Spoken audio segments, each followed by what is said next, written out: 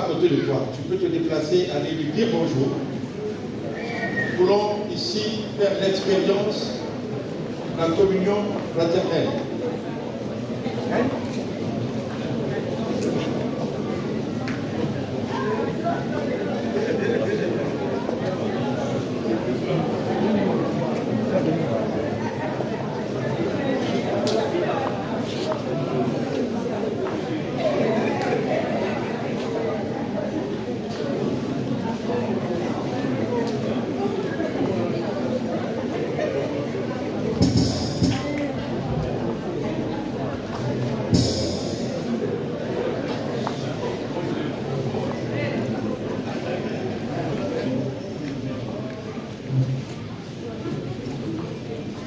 Alléluia.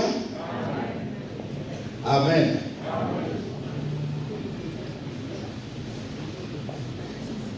Alors, mes bien-aimés, nous sommes bénis ce matin parce que nous avons reçu un homme de Dieu. Il vient de très loin, il vient du Canada. Alléluia. Il y a quelqu'un qui connaît le Canada. On dit que c'est le deuxième pays le plus grand, semble-t-il, en termes de superficie. Le premier pays le plus grand, il semble que c'est la Russie. Comment? Et il semble que le deuxième, bien qu'une grande partie n'est pas habitée, n'est-ce pas? Une grande partie n'est pas habitée, mais en termes de superficie, c'est très grand. Et il y a des gens qui me regardent. Je ne fais pas la géographie, hein? Alors, aujourd'hui, nous avons la joie, mes bien-aimés, de recevoir Bishop Néhémie Kabea. Amen.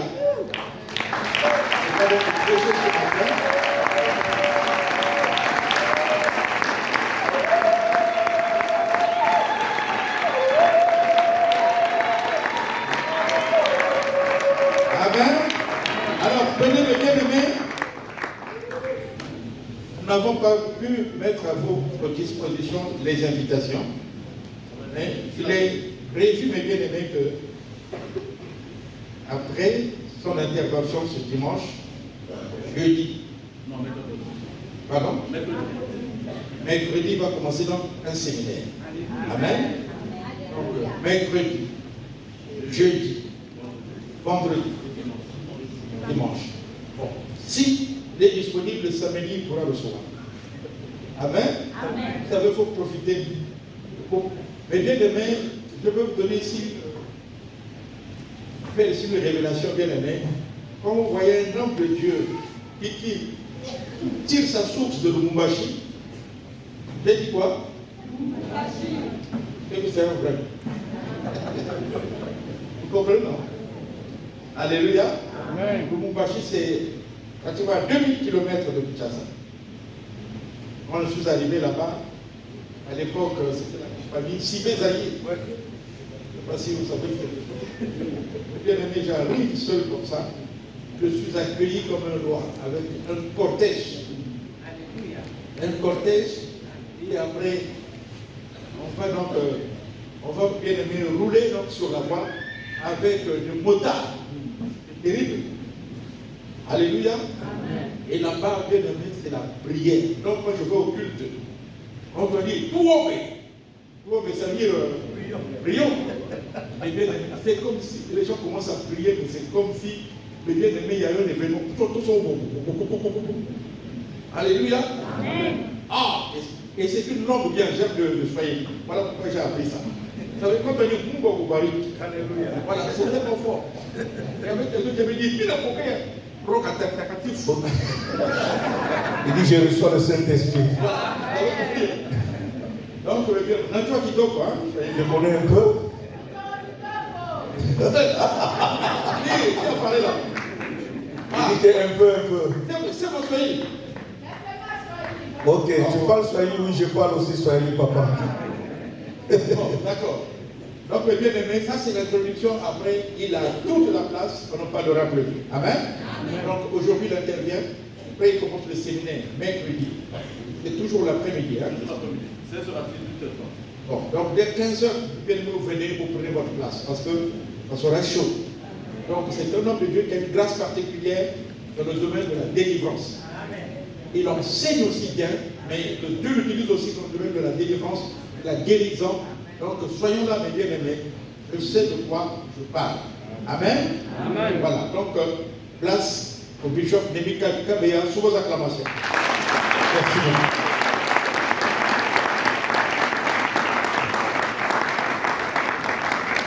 Tu n'as pas bien acclamé, acclame pour Jésus. J'aimerais que tu acclames pour Jésus là où tu es. Que tu acclames très bien pour Jésus.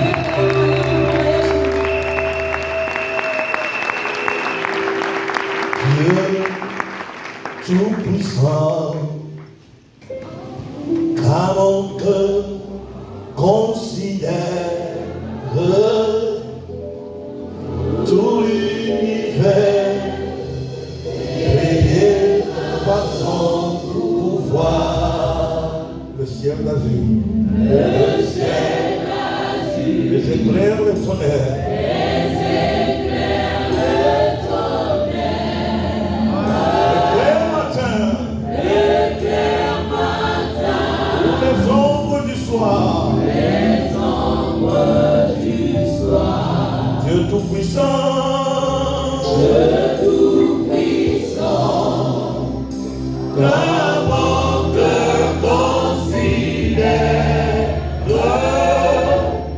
tout l'univers créé par ton pouvoir.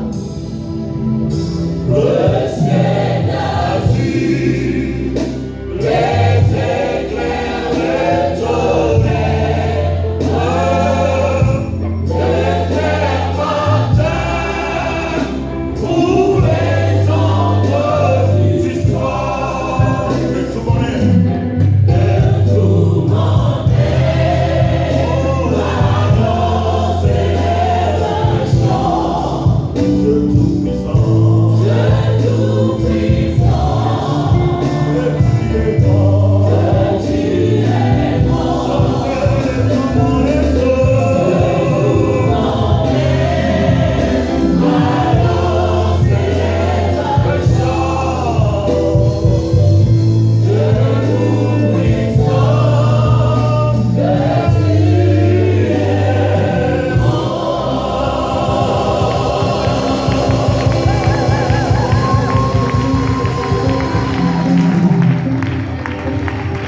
Amen.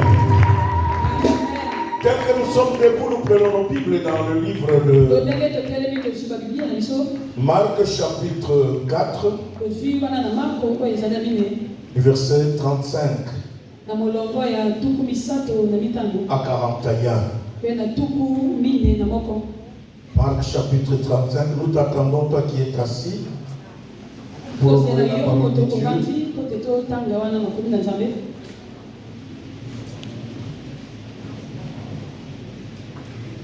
Mon ami, avec le synthé ou le piano, tu peux me faire un son très bon là. Comme c'est du bien pour m'accompagner. En sourdine là. Vous y êtes avec vos Bibles? Je le déclare. En ce jour-là, sur le soir, Jésus leur dit, passons à l'autre bord. Après avoir envoyé la foule, ils les menèrent dans la barque où il s'est trouvé. Il y avait aussi d'autres barques avec lui. Il s'éleva un grand tourbillon. Et les flots se jetaient dans la barque, au point qu'elle se remplissait déjà. Et lui, il dormait à la poupe sur le coussin. Ils le réveillèrent et lui dirent, Maître, ne t'inquiètes-tu pas de ce que nous périssons? S'étant réveillé, il menaça le vent et dit à la mer, silence, tais-toi. Et le vent cessa. Il eut un grand calme. Puis il leur dit, pourquoi avez-vous ainsi peur? Et comment n'avez-vous point de foi? Ils furent saisis d'une grande frayeur et ils se dirent les uns aux autres, quel est donc celui-ci à qui obéissent même le vent et la mer? Parole du Seigneur. Veuillez vous asseoir. Nous rendons gloire au Seigneur qui a rendu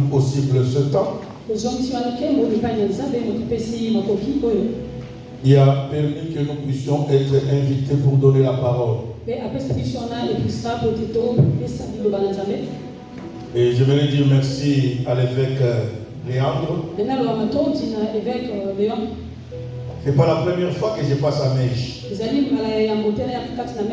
dirais que c'est la deuxième fois. La première fois c'était en 2017. Et des passages aussi à Brazza. Et Dieu avait permis, nous étions venus encore avec mon fils, le prophète Josué. Mais toi, les bons, on va te saluer par l'église.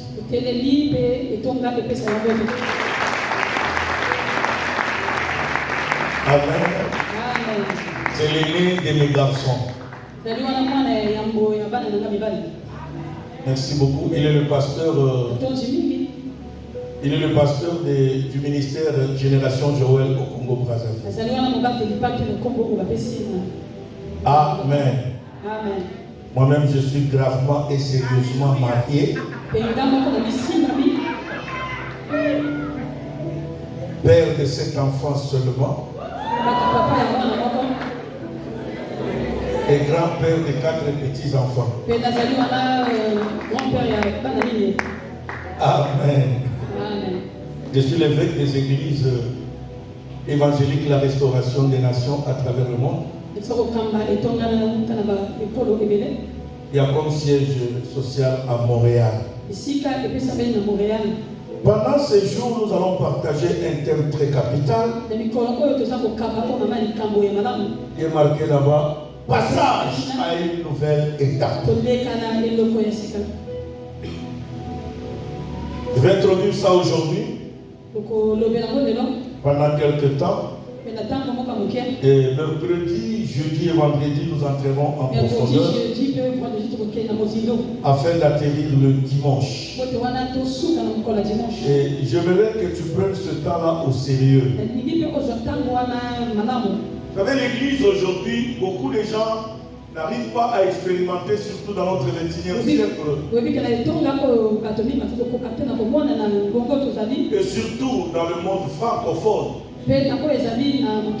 Beaucoup de gens ne prennent pas au sérieux leur vie, raison pour laquelle ils peuvent pas expérimenter la puissance de Dieu dans leur vie. Il y a des gens qui considèrent la venue à l'église comme s'ils partaient dans un terrain de football ou dans une salle de spectacle. C'est comme un passe-temps. Non, ce n'est pas un passe-temps. Raison pour laquelle ta vie ne change pas. Parce que tu considères l'église comme un passe-temps. Donc ici, nous sommes à une usine où on transforme les gens. Où quand tu rentres pécheur, pendant que tu es là, Dieu transforme ta vie. Quand tu es entré ici voleur, pendant que tu es là, les enseignements que tu écoutes en Seigneur, les prières que tu suis en Seigneur, transforme ta vie. Même si tu avais une haine viscérale contre quelqu'un, cette haine va partir. Dieu va te donner un cœur d'amour. Dites Amen le plus fort. Ici, là, nous sommes à une usine où on transforme les choses. Dites Amen. On prend ce pupitre, on le met au feu, qui est la parole de Dieu. Et quand ce pupitre-là passe par la parole de Dieu, quand elle sort de l'autre côté, elle prend une autre forme. C'est ça la pensée de Dieu. Quand quelqu'un entre à l'église, il ne peut pas rester la même personne d'année en année. Non. La puissance de Dieu qui est en Seigneur doit transformer sa vie, doit changer son langage, doit changer son comportement. Et c'est comme ça qu'on a appelé les premiers chrétiens, les premiers disciples, les chrétiens. Pourquoi? Parce qu'on avait vu en eux le comportement de Christ, le langage de Christ. Et les gens se sont étonnés. Regarde, ils parlent comme Jésus. Ils s'habillent comme Jésus. Ils marchent comme Jésus. Voilà pourquoi on les appelait quoi? Mais moi maintenant dans le monde francophone, j'appelle les gens des crétins. Je dis moi. Je les appelle des crétins. Pas chrétiens. Crétins. Pourquoi? Les gens qui ne sont pas changés. Quand c'est pour danser, ils dansent avec nous. Quand c'est pour prier, ils prient avec nous. Ils n'acceptent pas la transformation. Le thème que nous allons développer pendant quelques 30-45 minutes, c'est passons à une nouvelle étape.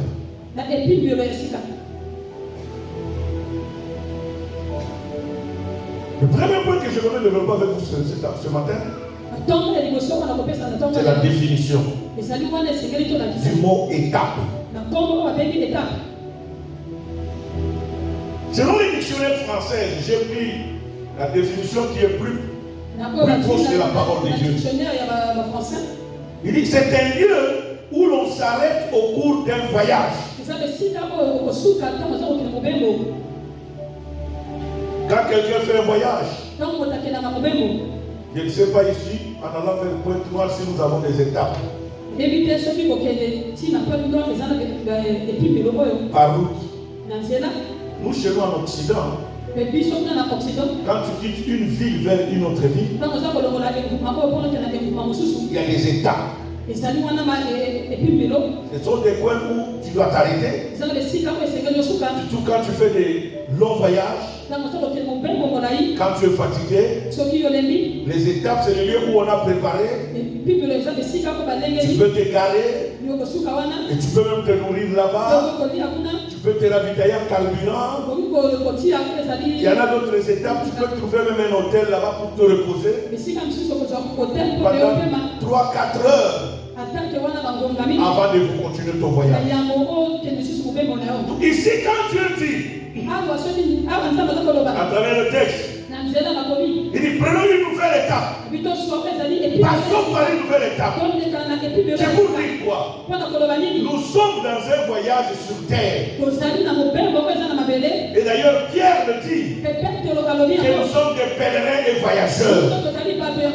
Alors, si tu es un voyageur, mets-toi en tête que sur ce voyage que tu es en train d'aller, l'objectif final c'est le ciel.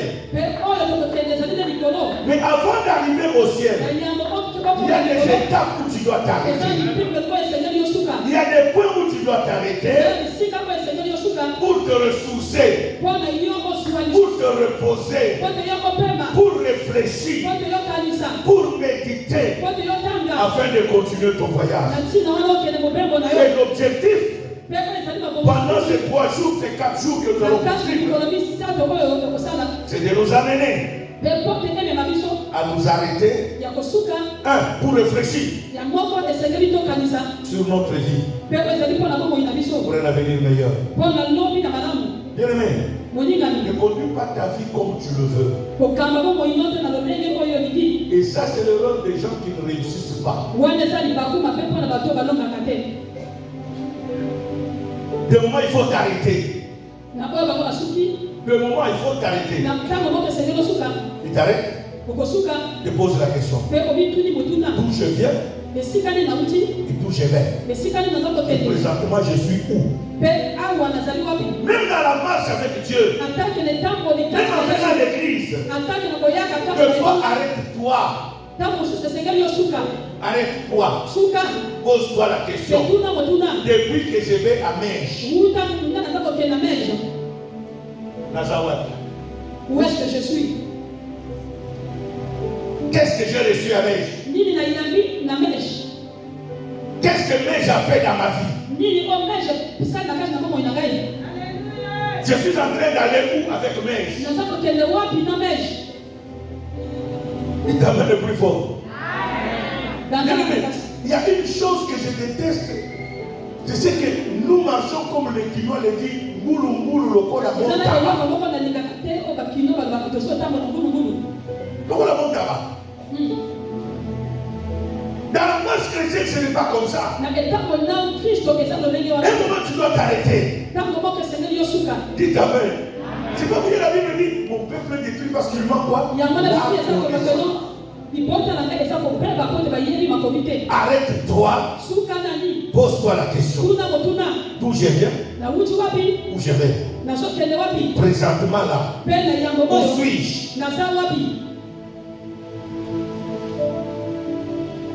Si tu ne te poses pas ces questions, si tu ne réfléchis pas, personne d'autre ne réfléchira mieux sur ta vie que toi-même. Deuxième objectif que nous allons poursuivre, quand nous nous arrêtons, c'est pour prendre de l'énergie afin de continuer notre chemin, afin de continuer notre voyage. On ne s'arrête pas pour s'arrêter, mais on s'arrête pour se ressourcer afin de continuer le voyage. Troisième objectif,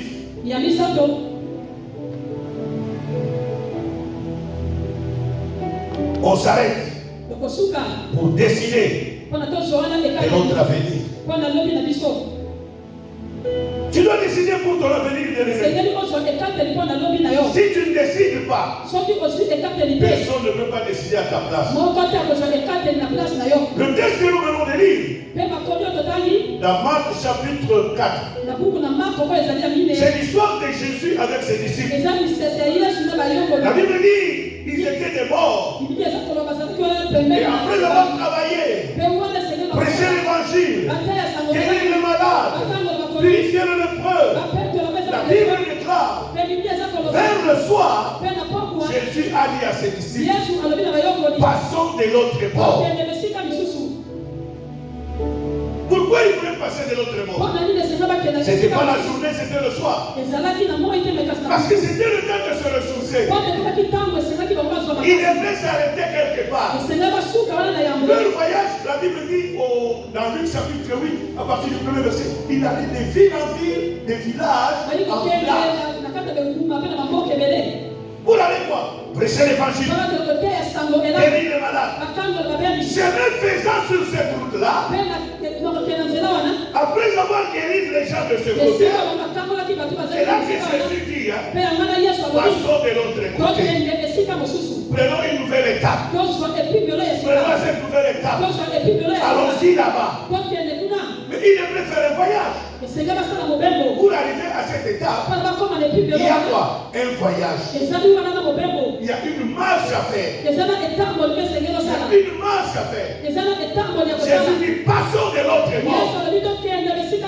Bien-aimé, si Dieu parle de passons à l'autre bord, en d'autres termes, si Dieu a inspiré l'évêque Miyuna de dire que cette année, nous devons passer à notre étape,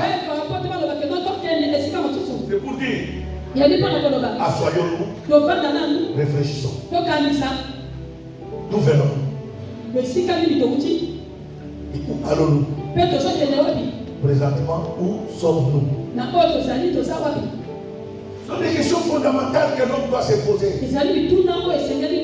Pas seulement on s'arrête pour réfléchir, mais on doit s'arrêter pour prendre l'énergie. Parce que les années qui viennent, on ne connaît pas ce qui nous attend là-bas. Il t'amène plus fort. On ne connaît pas ce qui nous attend là-bas. Raison pour laquelle le temps ici on nous dit passons à notre nouvelle étape. Passage à une nouvelle étape. Cette étape-là est importante pour réfléchir. Hein? 2. Prendre de l'énergie. 3. Prendre une décision de réaliser ce que nous sommes en train de vouloir faire. Alléluia. Je vais vous prendre un exemple. C'est comme un jeune frère, une jeune soeur, célibataire. Il y a des célibataires dans cette église. Et on te lève la main, je vais te voir. Dis ta main. Tu es dans ce voyage. Écoutez-moi très bien. Tu es dans le voyage avec Christ. Et tu veux demain te marier. N'est-ce pas vrai? C'est que je parle avec toi, mais je parle avec toi. J'aimerais que nous dialoguons ce matin. Parce que je suis bref ce matin. Alléluia. Et si tu ne me suis pas, tu risques de dire, mais qu'est-ce qu'il a dit? Tu dois t'arrêter quelque part. Tu dois réfléchir. Les scientifiques disent ceci. Surtout chez nous en Afrique. L'âge de mariage d'un garçon, c'est entre 25 et 35 ans. Pour une fille, c'est entre 18 et 28 ans. Dépasser cet âge, il y a des problèmes.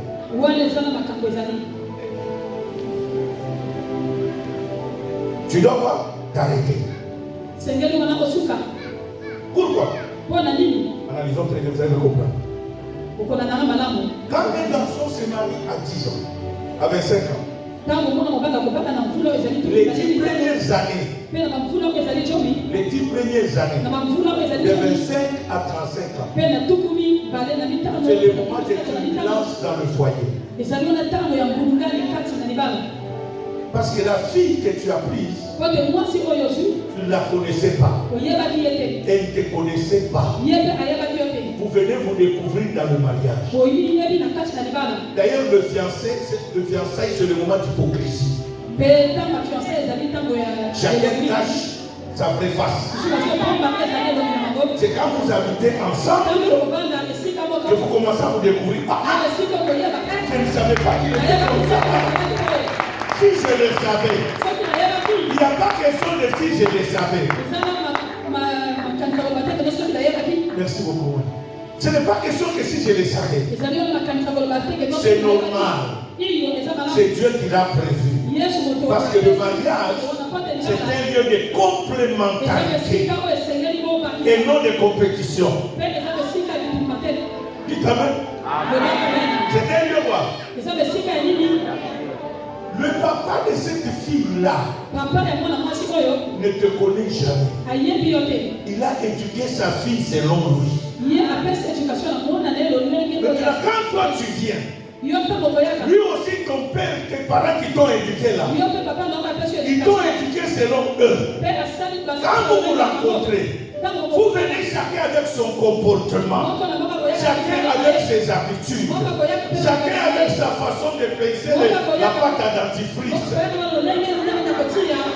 Est-ce que je parle à quelqu'un ce matin? On a dit passons à l'autre étoile.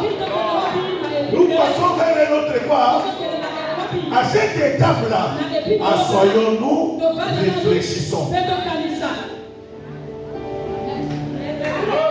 Oh, pendant les 10 ans là, c'est des années de troubles.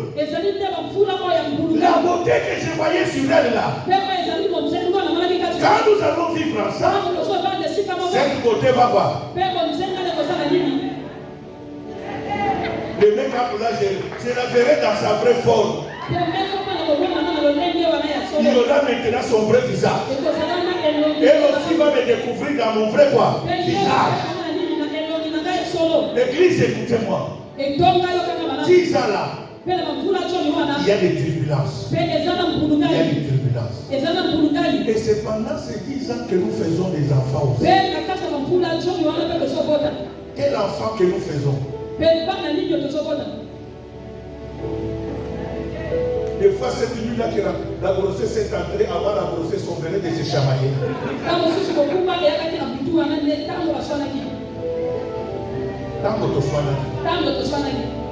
Et maintenant, dis-moi, cet enfant qui va naître, c'est quel enfant?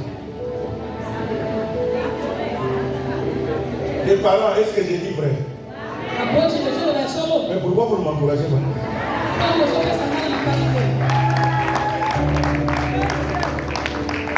Dites amen le plus fort. Dis à ton voisin que cette semaine, ça sera chaud. Alléluia. Alléluia. Quand on dit passons à l'autre étape, Arrêtons. Maman, on a fait combien d'années? Nous venons d'où? Et nous allons où? Si vous ne réfléchissez pas, vous n'allez pas construire l'avenir de ces enfants.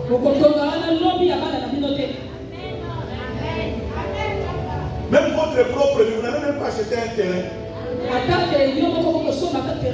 Pourquoi? Parce qu'elle n'a pas réfléchi.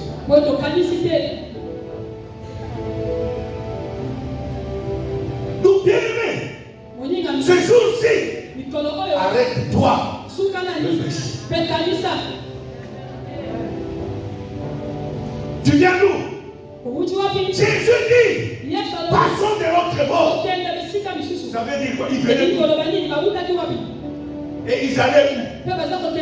Et pour aller là où ils sont dans tes talents, laisse-moi terminer ce matin. Je vais vous donner 3 obstacles du voyage. Pourquoi les gens ne réussissent pas? Pourquoi les gens qui marchent n'arrivent pas à réfléchir? 3 choses. Les 3 obstacles du voyage. Premier obstacle, le refus de dépendre du maître.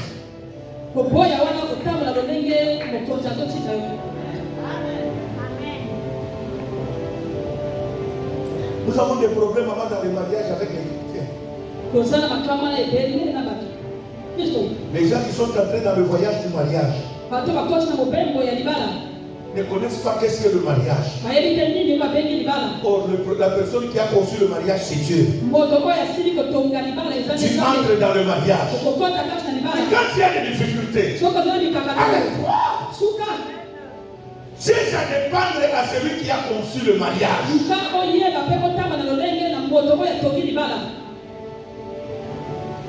Les fiançailles d'aujourd'hui, les jeunes ne connaissent pas le fondement du fiançailles.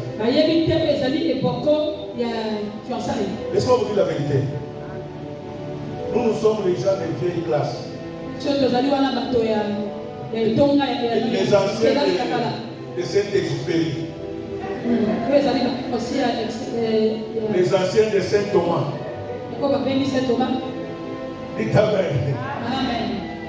Les gens de l'ancienne classe qui se sont mariés.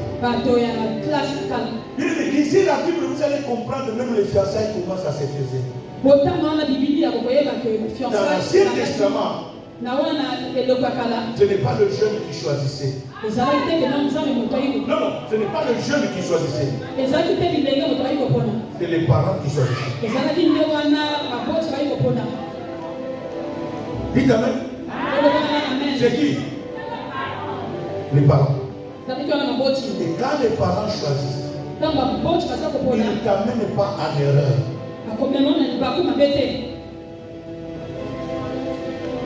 Je vous parle en tant que moi-même conseiller de marié. Cette année, j'ai fait 39 ans de mariage avec mon épouse. Le mois de novembre, le 5 novembre. Est-ce qu'on n'a pas eu de problèmes? Nous en avons eu. Mais comment nous les avons réglés? C'est quand nous nous sommes humiliés devant le maître qui a conçu le mariage. Vous savez les jeunes, pourquoi vous divorcez? Le refus de se soumettre au maître. Alléluia. Même dans ta vie, l'échec vient quand tu ne veux pas t'humilier pour chercher à ce que Dieu puisse conduire ta vie. Vous êtes le premier Seigneur, je t'accepte comme Seigneur et Sauveur. C'est bon. Mais maintenant, tout au long de ta marche avec Christ, à chaque situation, laisse à Jésus de continuer à conduire ta vie. Ce n'est pas seulement la décision d'une seule journée, mais c'est la décision de chaque jour dans ta marche avec Christ. Tu dis Seigneur, conduis ma vie, prends le soin de ma vie, à chaque situation. Quand tu dis Seigneur, conduis ma vie, tu renonces à ton orgueil. Voilà l'orgueil, ce qu'il a fait dans le bateau. Qui Qui a dit de passer de l'autre bord? Mpe nani alobi na bomba kende besika mosusu? C'est qui? Ezalaki nani? Mais pourquoi l'eau remplissait là-bas? Mpo yani baza kotondisa wana bwato. Comment l'eau a commencé à remplir quoi? Ndenge nini mai ekoti na kati na bwato. Jésus, quand il te dit allons-y, Yesu ntango azoloba il tokende. a tout prévu. Mpe Et abongisi même si la tempête arrivait, lui il va arrêter cette tempête. À condition que tu lui laisses Jésus conduire ta vie. Maintenant, toi tu prends toi-même la conduite de ta vie. Jésus va bien dormir, mon frère. Yesu akolala na ye. Lisez la Bible. Otanga wana Biblia. Jésus a quoi? Yesu asalaki nini? A dormi. Alalaki. Il a quoi? Ronflé. Mpe ye arofleke. Or la Bible dit, Dieu ne dort ni ne sommeille. Mais comment expliquer Jésus dans la barque? Il a commencé à ronfler.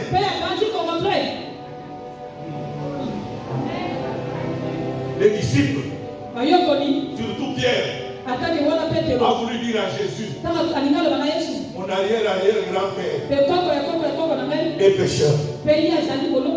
Arrière-grand-père, pécheur. Mon père, pécheur. Moi-même, pécheur. Cette eau-là, naviguer sur la mer. Nous venons de la famille de Lokele au Congo démocratique. Vous connaissez le Lokele? Les gens des Zagari. Les gens qui vivent que sur l'eau là. Ici c'est où? À Moussara. Ah non, nous venons de Moussara. C'est là que je suis né. Bien-aimé, écoutez-moi très bien. C'est Jésus qui a dit passons de l'autre voie. Au lieu de laisser Jésus choisir même la barque, c'est eux qui ont choisi la barque à la place de Jésus. Jésus entre là-bas. Il dit à Jésus, tu es maître. Assois-toi. Nous nous connaissons comment naviguer sur la mer. Tu connais depuis quand? Est-ce que tu connais même le chemin que nous allons prêter? Même l'autre bord où j'ai mis les parties. Est-ce que c'est au nord?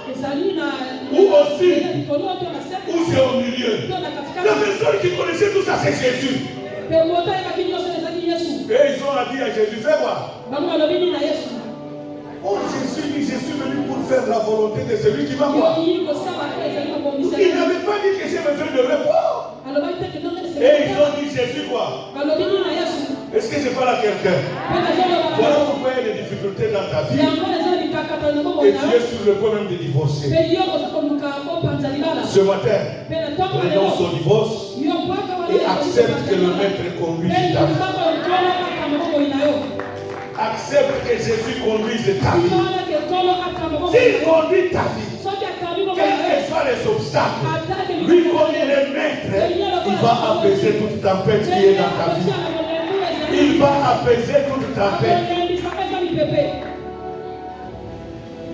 Deuxième des choses, la peur de mourir. C'est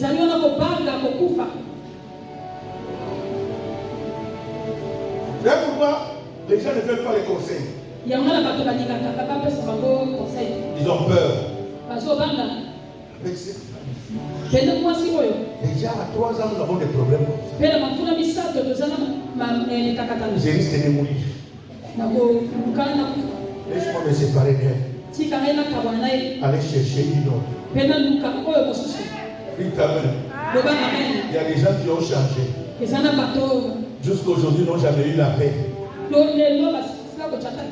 commencent à regretter celles qu'ils ont abandonnées.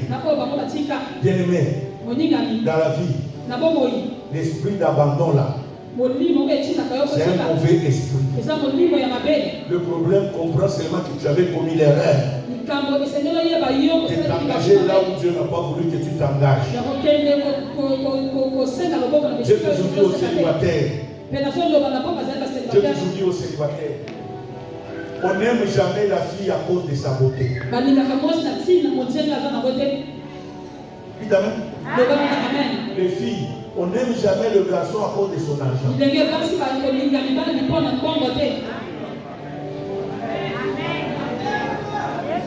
Parce que ça, c'est ce qui bloque beaucoup de jeunes aujourd'hui. Ils se retrouvent 40 ans sans mariage. C'est pas que le mariage n'arrive pas. Le mariage vient. Il veut épouser comme il veut. Oh, j'aime ma femme, elle doit être comme ça. Oh, il faut que les seins soient debout. Tu oublies que quand elle va mettre au monde, les seins vont quoi? Tu oublies que le make-up qu'elle met aujourd'hui là, demain, elle te montrera la vraie face. Si les make-up ne seront plus là, tu vas faire quoi? Je ne sais pas, est-ce que vous êtes déjà arrêté de poser vous la question? Tu vas remarquer. Les vieilles personnes font 30, 40, 50 ans de mariage. Mais les jeunes d'aujourd'hui n'arrivent même pas à 10 ans. Qui vous a ensorcelé?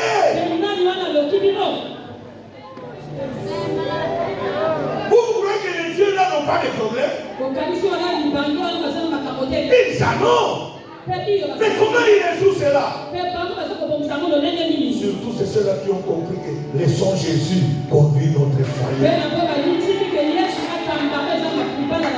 Il t'amène plus fort. Dans ce voyage-là, je me suis engagé pas pour échouer, mais pour réussir. Pas pour échouer, mais pour réussir. Dites Amen le plus fort.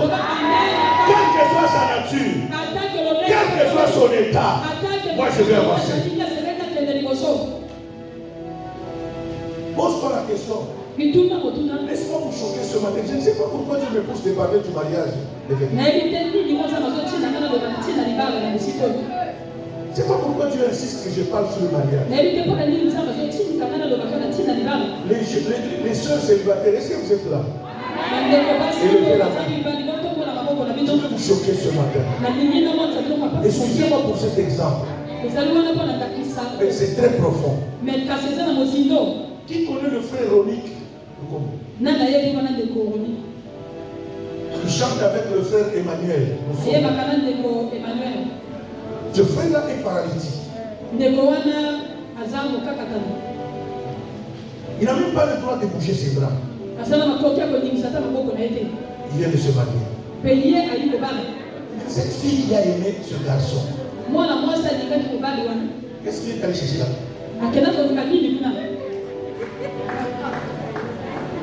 Parce que toi, les garçons, viens, tu refuses. Ça te fait rire. Mais c'est très profond. Cette fille n'a pas aimé la nature du garçon. Il a aimé la créature de Dieu. Dans le mariage, on n'aime pas ce que l'homme a. Dans le mariage, on n'aime pas ce que la personne a. On aime ce que la personne est.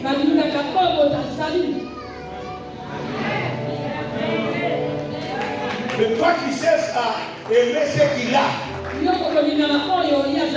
tu oublies que demain ça va finir.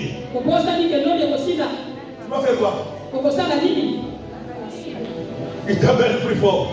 Tu vas faire quoi? Voilà pourquoi tu dois réfléchir.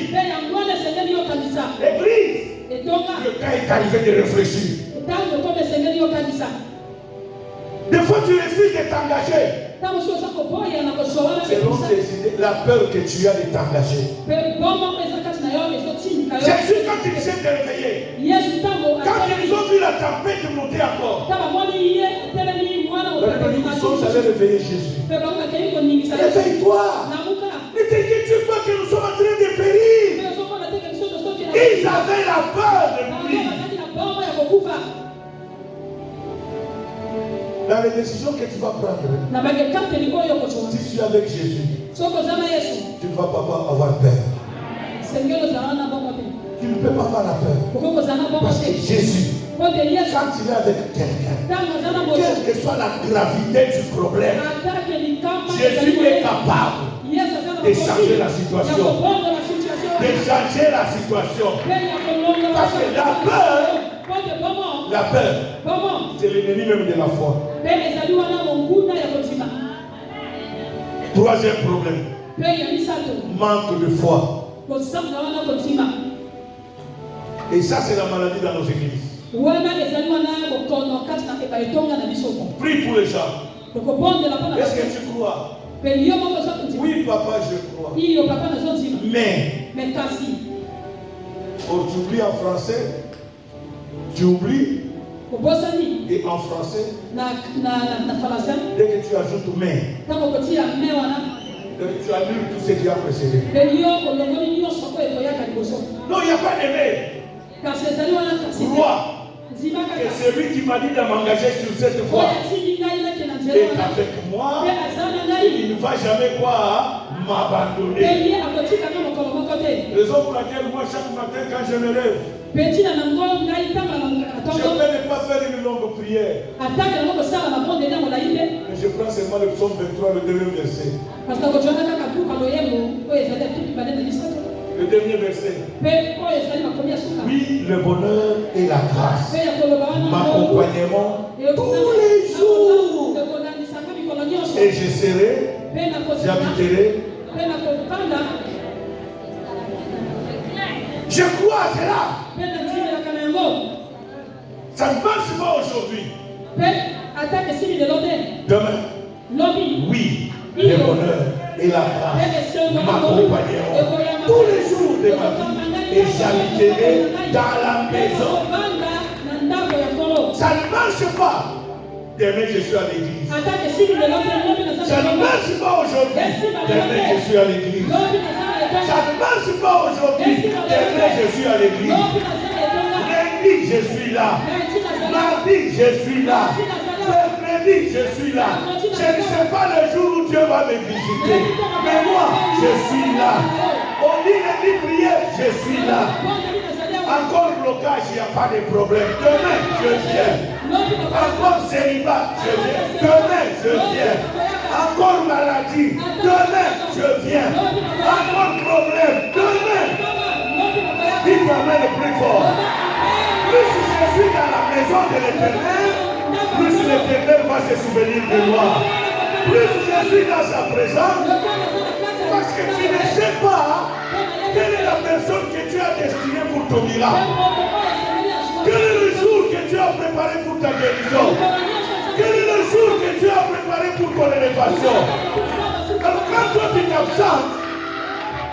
t'absentes, tu retardes l'accomplissement des promesses de Dieu dans ta vie. Mais écoutez-moi bien aimé, David dit, oui, le bonheur et la grâce m'accompagneront tous les jours. Et moi, David, j'habiterai. Ne croyez pas que quand tu disais oui, le bonheur là, sa vie était en rose. Non, il y avait des obstacles. Il y avait des obstacles. Mais malgré les obstacles, ils n'ont pas abandonné la maison de Dieu. Voilà pourquoi Paul le dit aux Hébreux, n'abandonnez pas vos assemblées, comme c'est l'habitude de quelques-uns. Que Dieu bénisse sa parole.